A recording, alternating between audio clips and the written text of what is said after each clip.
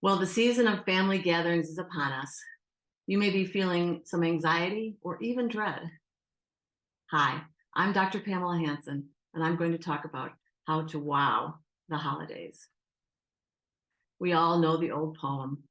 'Twas the night of Thanksgiving, and all through the house not a creature was stirring. Because at the dinner table, Grandpa was ranting about politics again, and everyone else was frozen like deer in the headlights. But young Rachel saved the day. Stay tuned to find out how she did it. You may be familiar with the fight, flight, or freeze reactions to danger. Maybe in your family, it's not freezing like deer in the headlights. Maybe it's a fight, a free for all, or maybe it's flight, wanting to sink into the ground and planning to get out of Dodge as soon as possible. And maybe it's not politics. Maybe it's, well, when are you going to have a baby? Or, do you really think it's a good idea to quit your job and start a business in this economic climate? I'm sure you can think of your own example that makes your blood boil. Why is it that our families can get to us like this? Well, the surprising thing is, it's our biology, our neurobiology. So as mammals, we are hardwired to perceive a loss of relationship as life-threatening. To avoid predators and other harm, mammals, including humans, band together in groups to maximize the chances of survival. And humans also need psychological survival. We need close attachments to provide a sense of security and safety. Our brains process the loss of relationship the same way as they process physical pain. And this makes sense. Pain alerts us to danger and motivates us to take effective action. So we may even dislike our families, but the deeper levels of our brains still fear losing them, and conflict brings that fear to the surface. I want to use the hand model of the brain to illustrate this, and I'll put some links in the comments with more information about the hand model. So the brain in our heads is thought to have three basic parts. The first one is the brainstem, which is at the back of the head on top of the spinal cord. And we call this the reptile or lizard brain. And it's responsible for physical threats and opportunities. And on top of this, we have the emotional brain, the limbic system, and we can call this the mammalian or the squirrel brain. And it's responsible for threats and opportunities in the relationship environment, the social environment. And on top of that is the cortex, the gray matter, the human brain.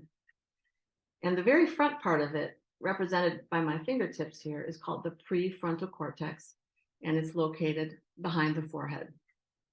And you can see that it wraps around the emotional system and also touches the brainstem.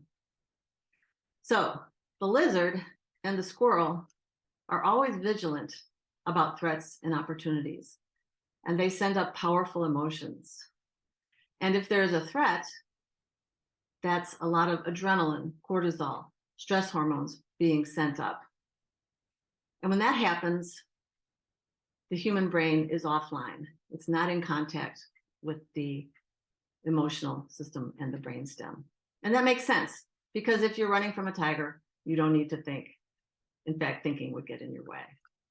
However, when we perceive a threat in the relationship environment, a potential loss of relationship, the same strong emotions, adrenaline and cortisol, come up and cause the thinking brain, the human brain, to go offline. Once again, it is not communicating with the deeper levels of the brain. But the thing is, although that can save us from tigers, a relationship problem is not a tiger, and we're not going to die. We need to bring that thinking brain back in contact. We need to not flip our lids. We need to get our lids back on and engage our thinking processes. So let's go back to Thanksgiving. What did Rachel do to save the day? She said, wow. Wow, Grandpa, seems like you're pretty worked up about that. And Grandpa sputtered into silence. And Mom said, Grandpa's always been a passionate guy. Aunt Susie said, Grandpa, would you pass the mashed potatoes, please? And Cousin Ryan said, Grandpa, you've lived through a lot of presidents. Do you remember what you were doing when you heard that President Kennedy had been shot? And Rachel was the hero. So, how does WOW work? It does three things. First of all, it stops the process. If I want to turn my car around, I need to stop it first. Second of all, it buys time. Buys time to get the emotions under control, bring the thinking brain back online.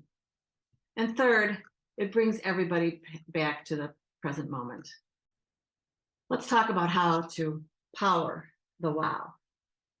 The first thing is to present WOW neutrally. You can use a variety of tones of voice. Ambiguous, wow. Curious, wow. Compassionate, wow.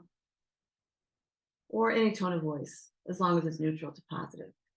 The second thing is to pause. A lot of times someone will say, what do you mean, wow?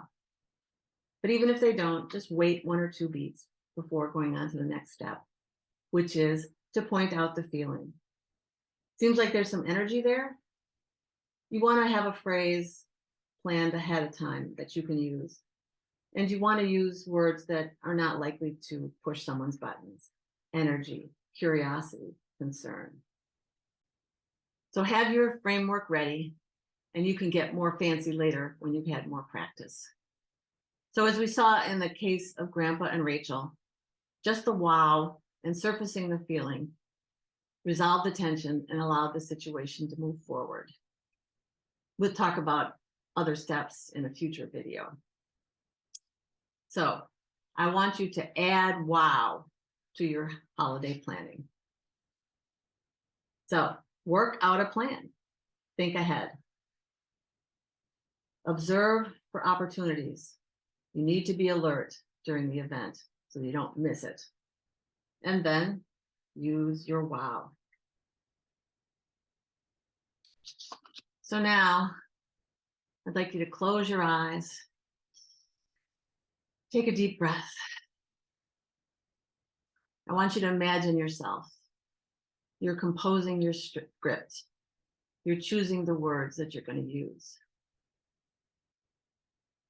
And then sense yourself walking through the situation and practice your tone of voice. And finally, feel what it's like as you and the other people in the room go from panic to relief as you use your wow. Breathe that in. Now, open your eyes, go out there, and wow the holidays.